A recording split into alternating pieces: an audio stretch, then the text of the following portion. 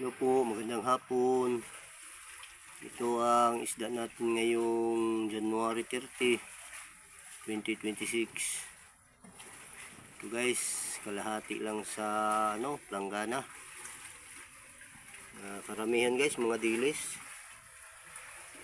Tawag dito sa amin, libgaw. Itong mga dilis na karamihan ito na nahuli namin. Ang ating planggana guys, at mayroong ilang piraso na nahalo.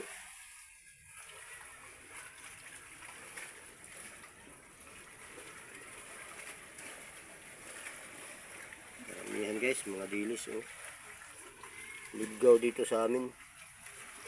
At dito lang muna guys, bukas na naman ulit. Maraming salamat po sa panood. Bye bye po, ingat po kayo palagi.